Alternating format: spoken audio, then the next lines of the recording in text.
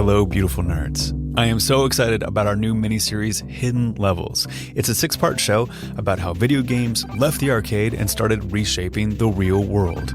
We made it in partnership with WBUR's Endless Thread, and it's co-hosted and created by Ben Brock Johnson. The show launches wide on both the 99PI and Endless Thread feeds on Tuesday, October 7th. But if you're already a SiriusXM Podcast Plus subscriber, the first 2 episodes are already waiting for you right now. Ben and I wanted to get the word out about the show to video gamers everywhere. So we went on the great Get Played podcast to talk with hosts Heather Ann Campbell and Matt Apodaca. And it was such a great conversation, and they were such gracious hosts that we wanted to share that conversation with 99PI listeners.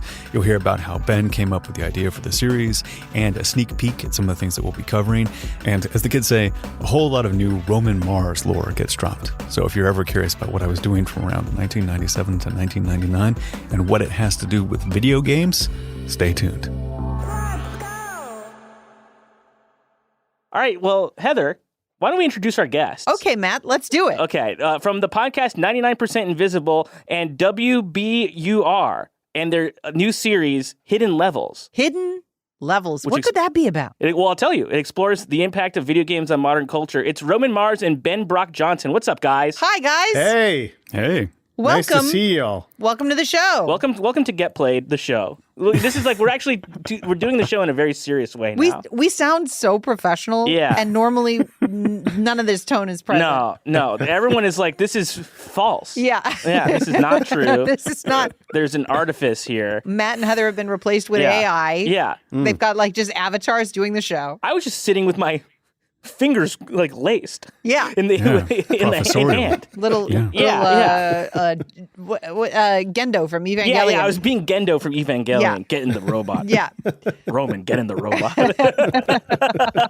Thanks for being here, you guys. So you guys have a new podcast series that's coming out. You said the street date was October 7th. Why don't you tell us a little bit about Hidden Levels? Go for it, Ben. All right. Well, Hidden Levels is something that I started talking to Roman and his team about a year ago. Wow.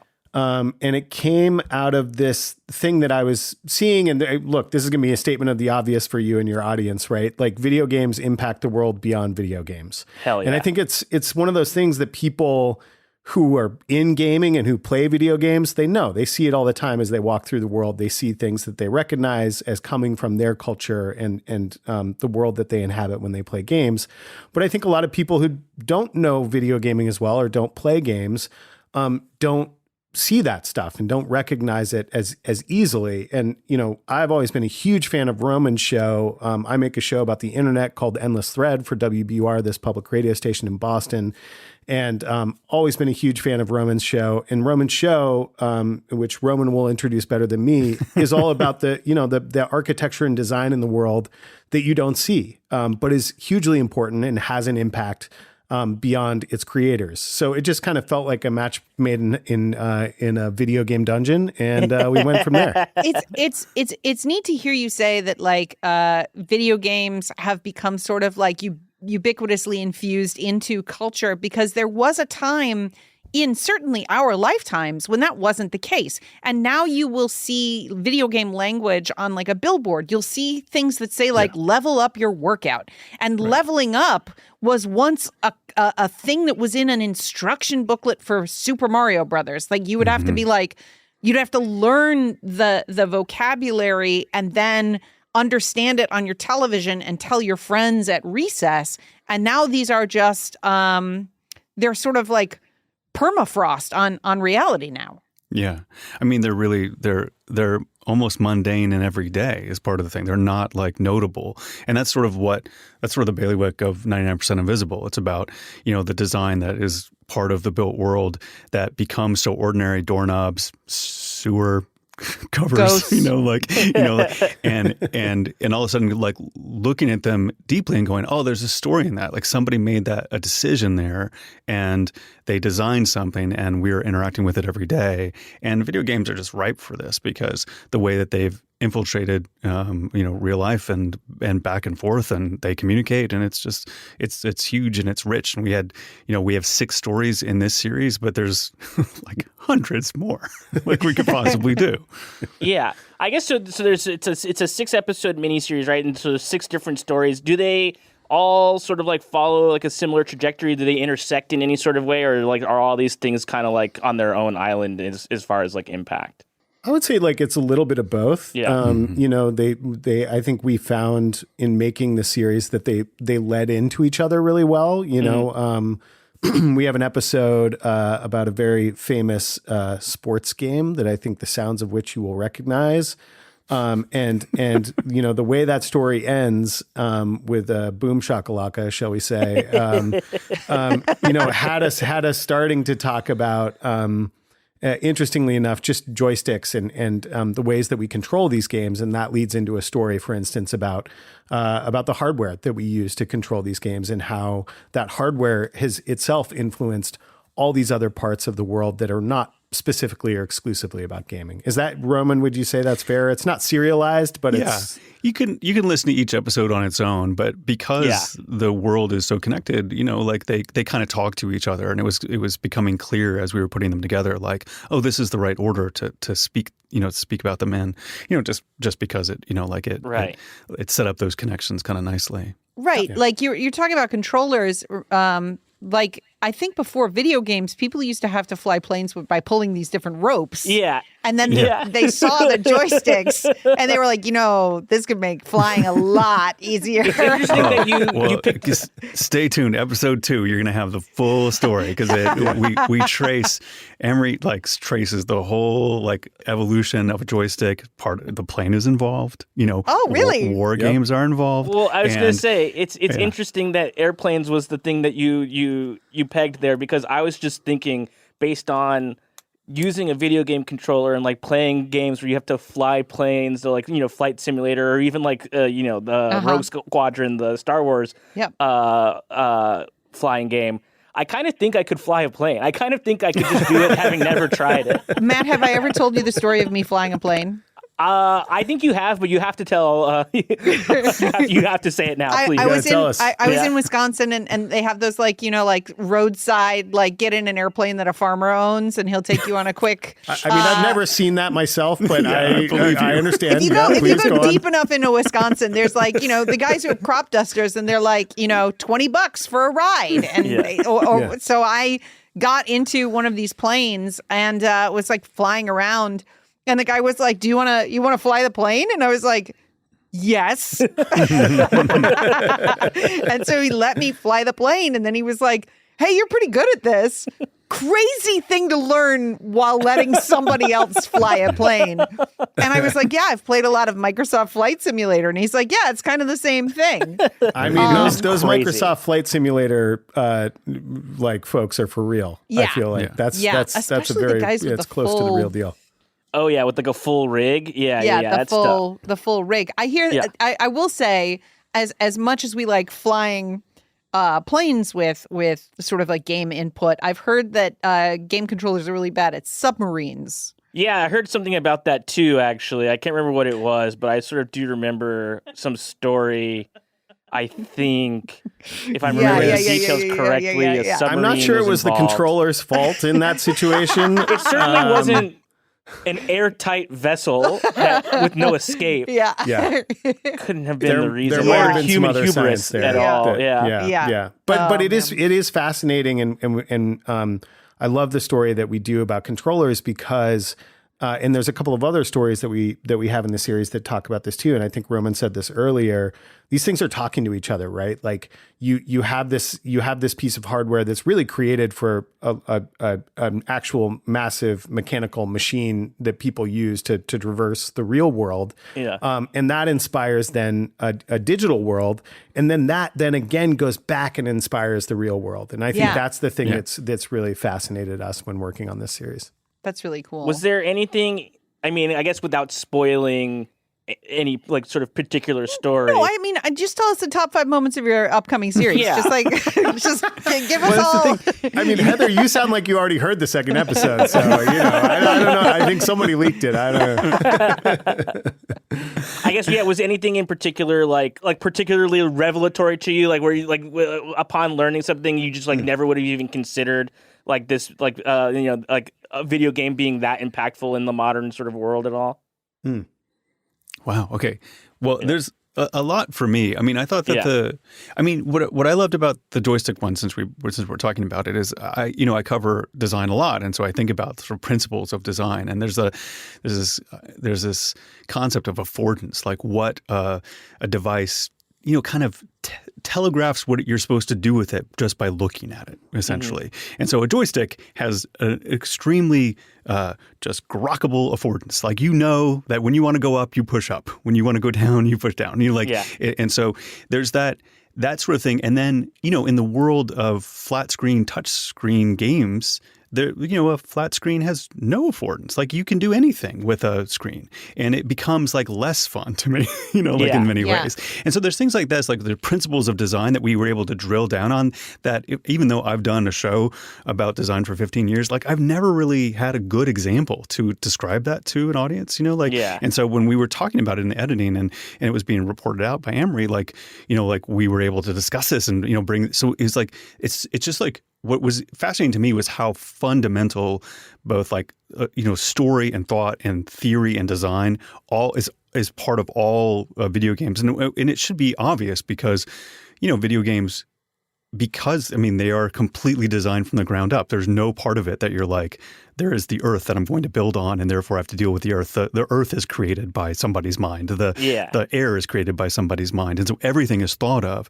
And because of that, there's so many avenues to explore because everyone made a decision about every pixel inside of a video game. Yeah. And that was just like lit me up in sort of every story in so many ways, because it just is like, there's like super smart people making decisions and thinking about things. And you just, and what's so great about it, and this sort of 99% invisible part of video games, is you don't necessarily have to feel the author. You just feel immersed. And that means that they're doing a good job in a lot of ways. This is why I particularly enjoy animation over live action, is because there's so few accidents in animation. Like, so much of it is just curated choices of design and intent. And that's also a lot of video games. Although now there's a lot of emergent play that isn't particularly the designed purpose of the game. Right. And that sort of stuff will like float to the surface. I had a side question, which is you talking about the looking at an object and knowing what its purpose is. And I think this is probably maybe something you've talked about on your podcast before, but if it isn't, I'm super curious. What do you think are like, what is the most, how do I put this? What's an object that you think is very poorly, not a touch screen, but that you look at it and you don't know what it's supposed to do, and it's supposed to do one thing? For example, when I look at a carrot peeler, I am absolutely not thinking that's so that I can scrape it on a carrot. I was going to say pickle picker upper. So like, I feel like we're in the same headspace somehow. You know, those things where you you got to like. Like it's a tong? Yeah. It's sort of like, it looks like a syringe on the back end, and on the front end, it looks like one of those claws in the gaming, in the actual, you know what I'm saying? I actually didn't know that was what that was. Today we learned. I thought that was for like a turkey. I've seen that in a kitchen and I didn't know. I also say Heather like scratching her back with it, picking my pickles. I also think, and this is not because that our show is for and made by stupid people. Yeah. Toilets are not like they don't necessarily say what they are. You wouldn't necessarily know that you have to do that. Right, because you wouldn't be like, oh, I should go over there and empty into the water. Yeah. Like you would look at it and you would think, is this a kind of bathing apparatus? Do I put my foot in here to clean it. Or you see water, and you would just be like, I'm going to drink this. Yeah. I mean, my cat cup. thinks that. My cat thinks that. Yeah, for of sure. course. Yeah. Yeah, absolutely. Roman, And is there... if the toilet has 40 buttons on it, then it gets really dangerous. And I'm going to push all of them so I can learn exactly what the buttons do, and then be horrified by the results every now and then. Just like the elevator. Yep. I think the sort of plurality of smart devices have terrible affordance, and you don't know how to use them, and you have to read, like instructions on how to get them. And one of the things that makes things, I mean, like, I would argue, not to disagree greatly with the carrot peeler thing, if you had a carrot peeler, I think you'd quickly learn that it peeled. Like you would see it and go like, here's what I'm handing. One way or the other. One way or the other.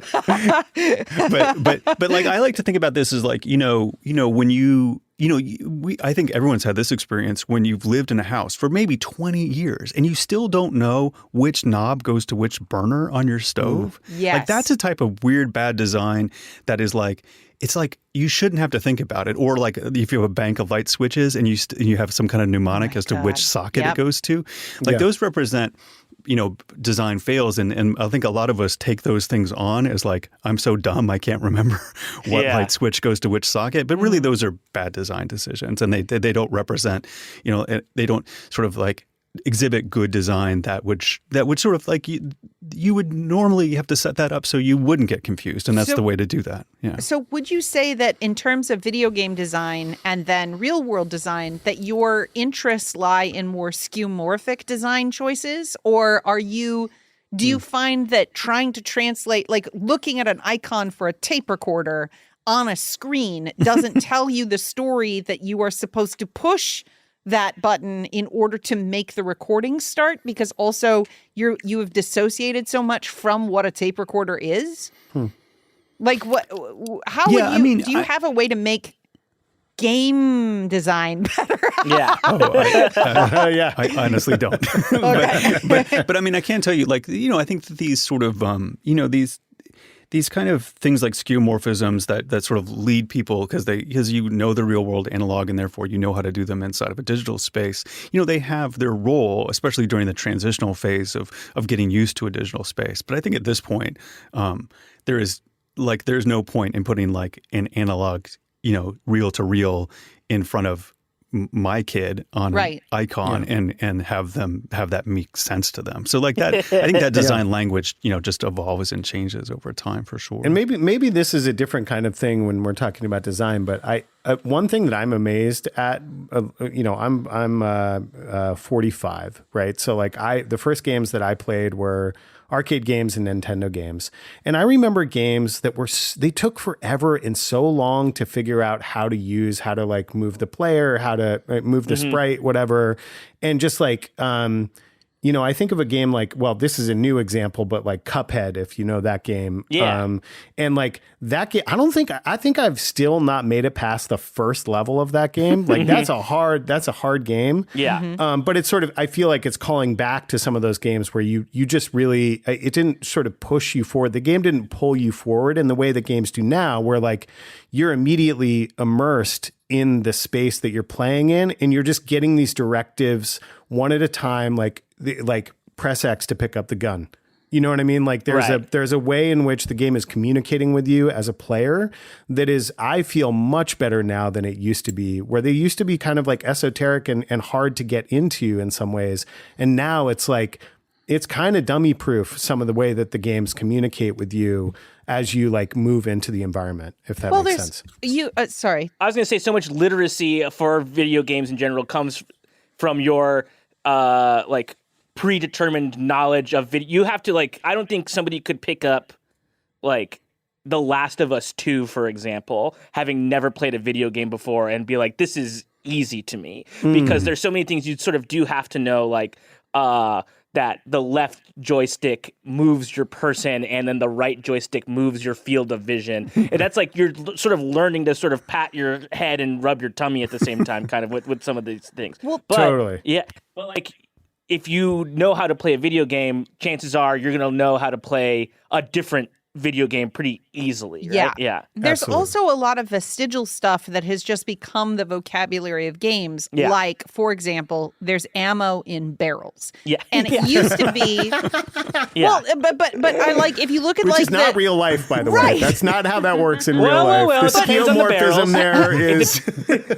but it comes from a time when you're playing these side-scrolling fighting games and there isn't a lot of information on screen, and perhaps you're walking through a city and there are trash cans rendered in pixels on the screen, Yeah. and so oh, I can punch those trash cans. And when you punch the trash cans, sometimes you'll get a food item that will help your character get their life back. And so you'll punch a trash can and a turkey will come out and you'll be like, oh, I can get better. Yes. But all of that legacy has then gone all the way to effectively Last of Us Part 2. Yeah. Where you're like smashing shit in the environment to try and find ammunition Yeah. for your character. Oh, good. Medicine. In yeah. a way yeah. that you absolutely never would interact with reality. No. And all of that is sort of an assumed knowledge on part of the developers that is then, like you can't, like people can watch any movie as their first movie,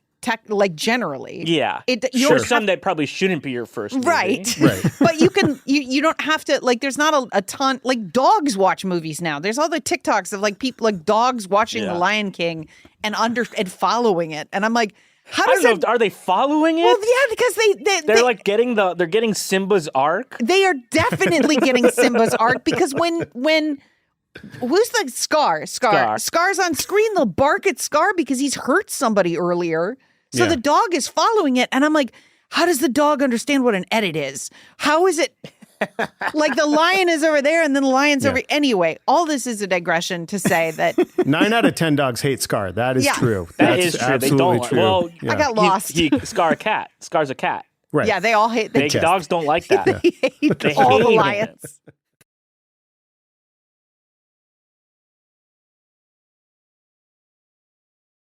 Let's get into like your histories with gaming in general. We got a little bit of Ben's there, but let's get into it just a little bit deeper. Where are you guys at with games like today? I guess is a good jumping off point. Yeah, what's your rank in Fortnite?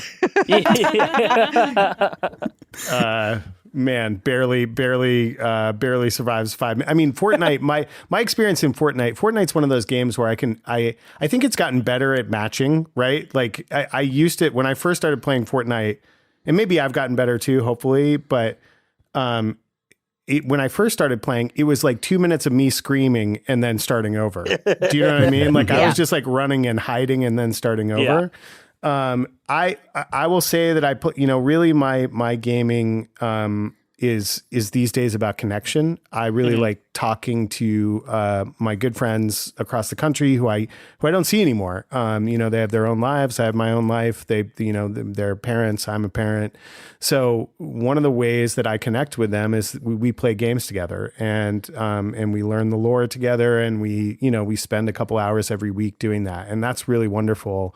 And it's really less about the grind and more about talking to each other. And, we've basically had group therapy sessions, talking to each other as we've gone through life challenges. And a lot of what we do these days is a sort of second screen activity, or you're doing a couple things at the same time. And I don't know if that's bad or good, but I just know that like my buddies and we talk every week, and that's meaningful to me. And so I play Helldivers. I play, we just started playing Diablo 4. We played like every Sniper Elite because one of my buddies is just obsessed with sniping, and that's what he loves to do.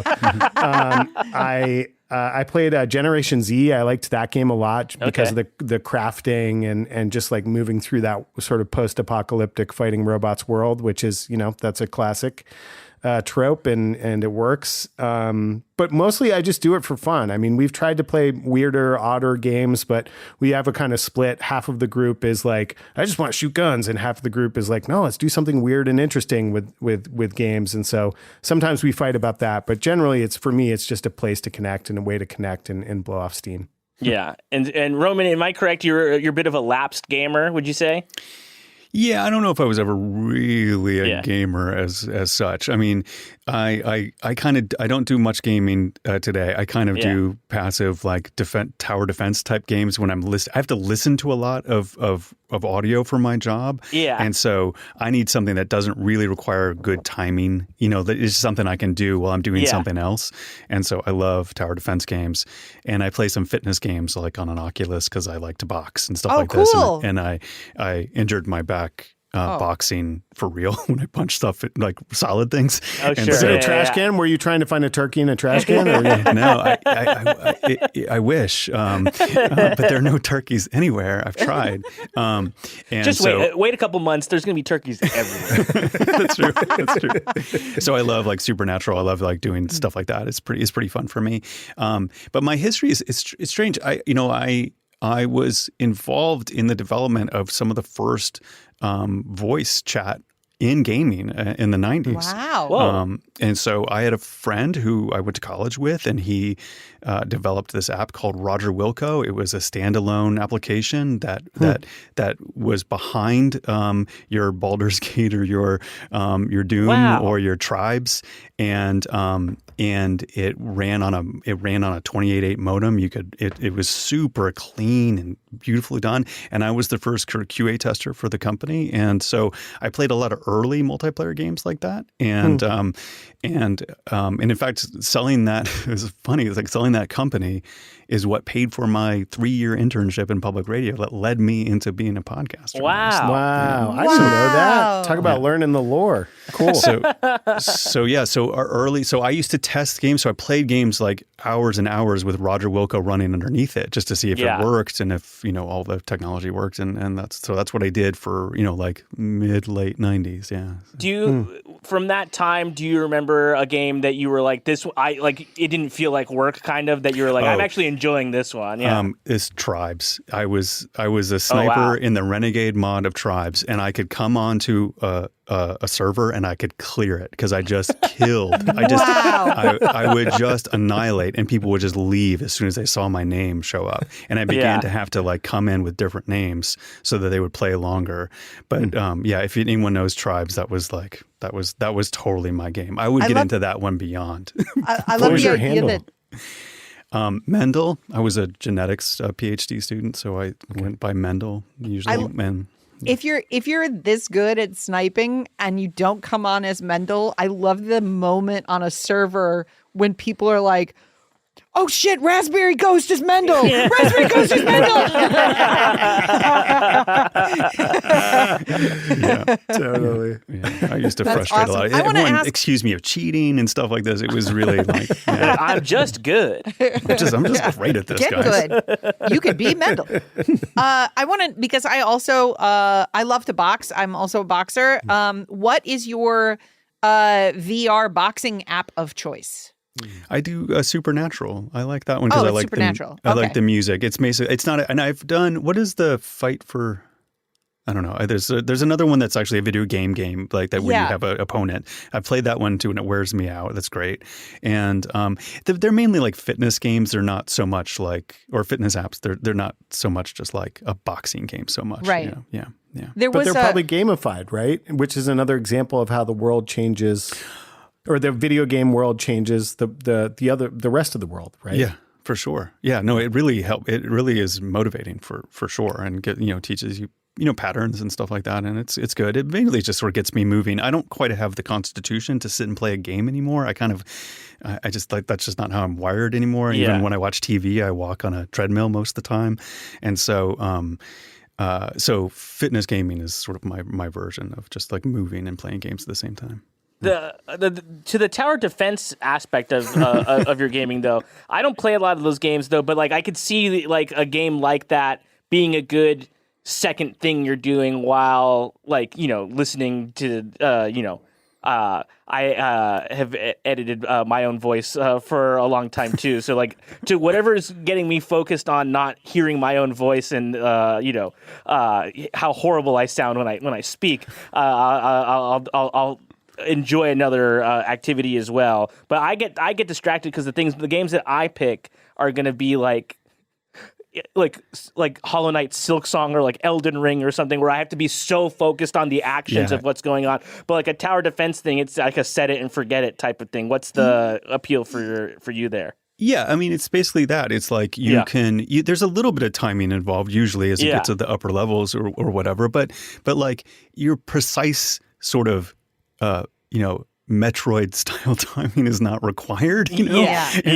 And so it's just sort of like you have to kind of be present. And I just find that it actually kind of helps me focus because I can drift listening. I have to listen to hours and hours of people talking, like in terms of like raw tape of people talking. I listen to a ton of podcasts and I listen to a lot of books on tape, in quotes, for my job to prepare for interviews. And I used to do this when I worked at WBUR. I worked at WBEZ in Chicago, and I used to sit at my desk, and one of my jobs was listening to audio documentaries all day long. And I sit at my desk and play solitaire, and people would walk by, and like I actually had like a manager sort of make fun of me, like complain that I was playing a game all day instead of doing my job. And it was like, I need this to do my job. Like I am listening to this stuff, and if I was just listening, I would doze off. I would lose focus. And so I started using games then to sort of like to sort of keep my ears open, actually. I've only ever been able to play video games at one job. I guess if you don't count this one, but we don't play video games when we're doing this. We should. It'd be more interesting. I mean, for people us, are constantly asking us to do the thing that you're saying right now, which is why don't you guys live stream your games? And it's, for me, it's that speaking while gaming is almost impossible. Yeah. Like I can't play a guitar and talk. And I can't play another a guitar. avenue of perception too. I just don't need it. Terrible. But I worked at a restaurant in their office, taking reservations, and so it was a nice Michelin star restaurant in town. I'll say it where it was afterward. And Burger King. It was at Burger King, and I had just. Yeah, it was I was with who was that the chef's name I think is Peter Pickle or something. But I would bring my Switch to work, and like I was like I'm really testing the limits of what I'm allowed to do here, I think, because I'm very obviously playing a video game, but my job is to answer the phone and put in a reservation on a computer if somebody calls to make the reservation, right? And then I'm calling people confirming reservations. But apart from that, I'm sitting at a desk for hours.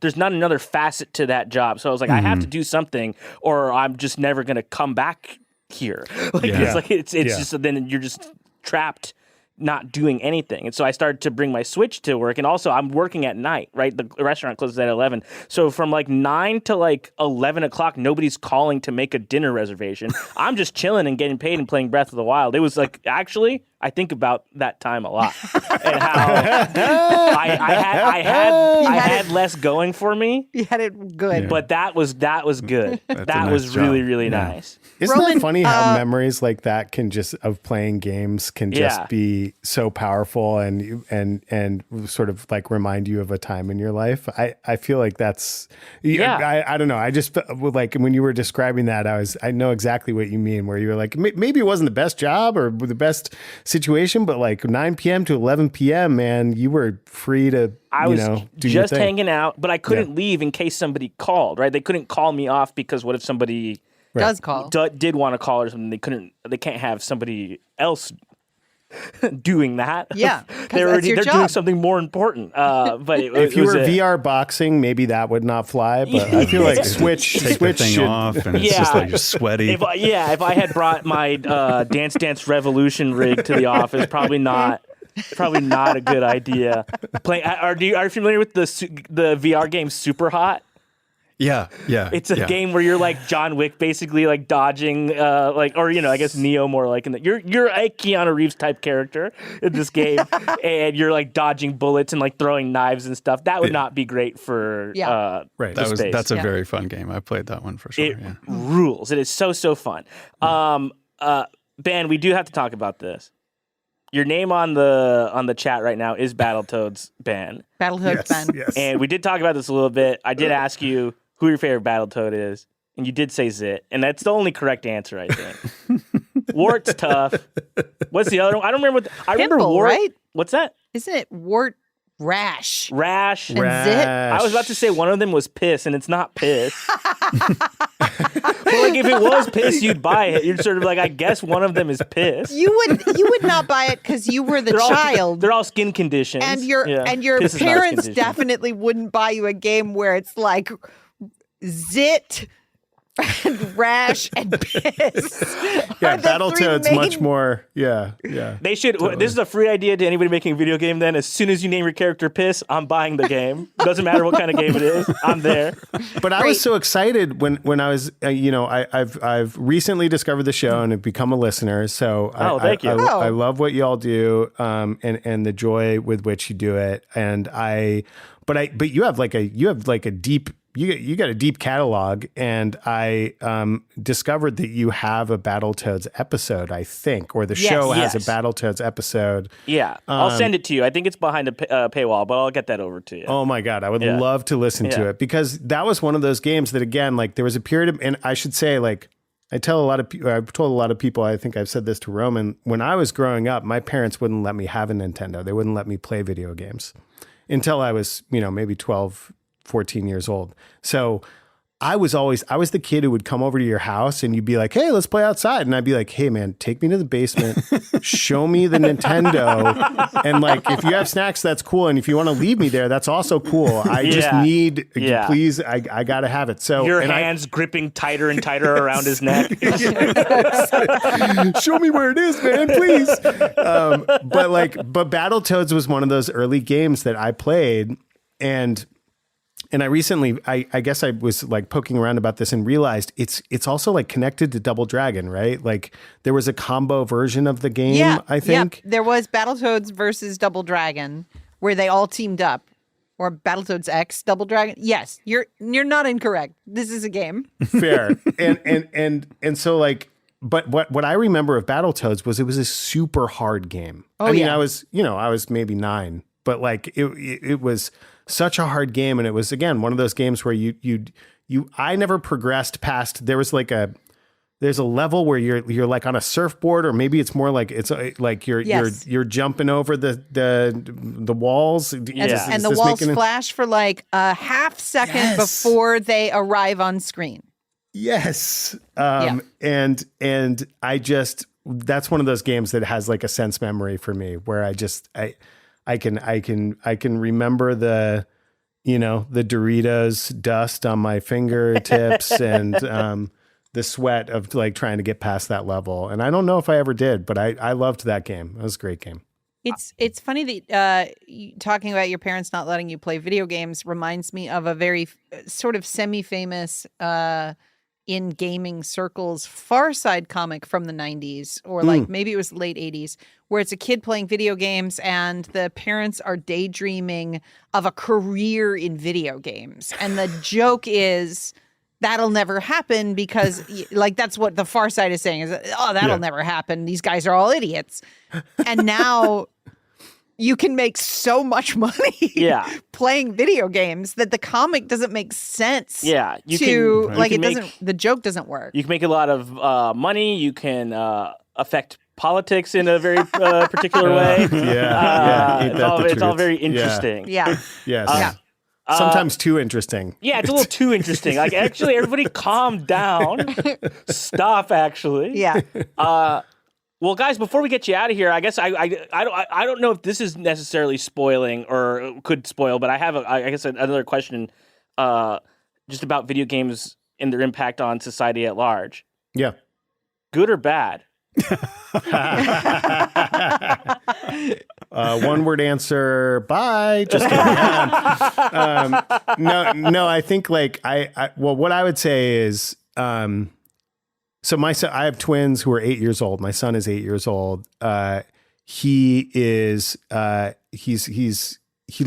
Minecraft. Yeah. He loves he loves the Harry Potter game. I have mixed feelings about, I don't know. I have mixed feelings about the creator of Harry Potter, but my son loves that game. Yeah. I think that games like Dungeons and Dragons, for instance, which, you know, inspired a lot of video games, they do teach you to, number one, solve problems, and number two, like have a safe space to try to solve problems and fail and try again. And I think that they can lead you, especially in the case of things like Minecraft, they can lead you to be really creative, right? I also think that they are, you know, I mean, this is going to maybe sound ridiculous to some of your listeners because who you know, whoever bought the latest, you know, PS5 Pro or whatever, but like they are also like relatively cheap. Like you can access games relatively cheaply, and I think having an interactive form of entertainment that is, you know, relatively democratized, both in terms of playing, but also in terms of building now, like the fact that you can build games more easily. That's a good thing. I think where it gets problematic is when we, you know, I think when we allow any sort of tech company to not have any kind of consequences for, you know, whatever, like fomenting hate or, you know, and I think, you know, game companies have gotten better at policing this stuff, I guess.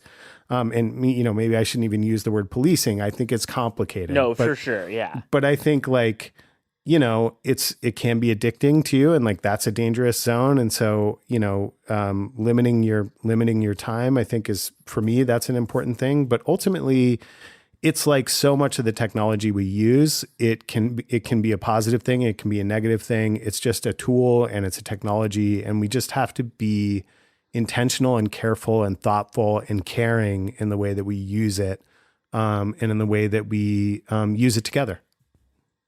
Wow, that is the most thoughtful thing ever said on this show. Yeah, truly. Public radio. What are you going to do? I don't know. I did think one of the frogs was called Piss earlier. Yeah, exactly. Yeah, and my favorite Battletoad is Zit. Thank you. Goodbye. Same show where we're like, toilets look like you should drink them. But I'm curious, like Roman, what do you think? I feel like. Oh, I think good. I don't know. I don't really have. I feel exactly the same as you, but I think the dial is more towards good. I also just think that you can't sort of argue that the world would be a better or worse place without video games. You just could argue it would be a completely different world without them. Yeah, and that's really the sort of the end of it. You know, like it's just like.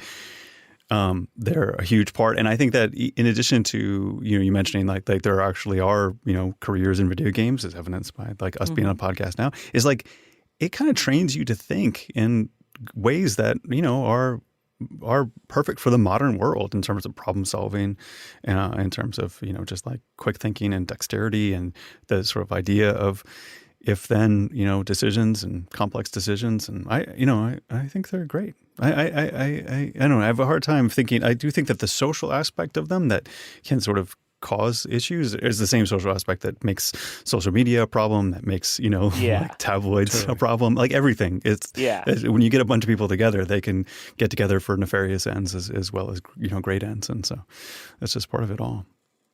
Well, guys, that was I really enjoyed talking to you guys. Thank you so much for being here with us today. Why don't you guys plug the show again real quick, and then we'll get you out of here. Sure. The 6-part series is called Hidden Levels. It's about how video games affect the world, and it's a co-production of 99% Invisible, which is my podcast, and Endless Thread, which is Ben Brock Johnson's podcast, and it's going to come out wide on October 7th. Yeah, we hope you'll listen. Let us know how much we got wrong. Just kidding. Guys, thanks so much. Yeah, thank you. I really appreciate it. Yeah, thanks, y'all. It was great to be with you.